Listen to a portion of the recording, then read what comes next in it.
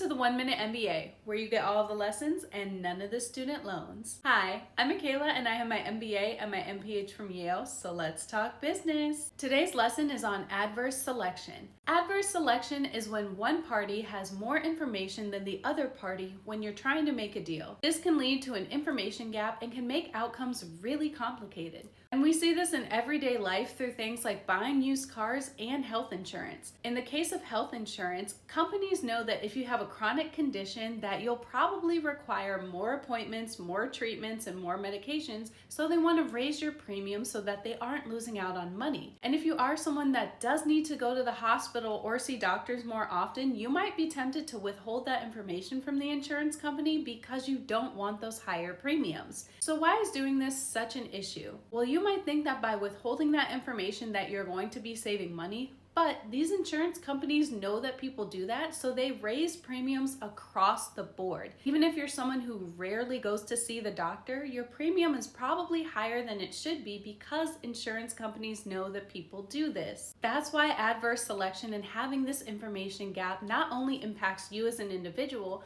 but it impacts everybody else as well. So remember that adverse selection is not just impacting you, but it is impacting every aspect of society and economics. This is your 1 Minute MBA. Real business lessons, zero tuition required.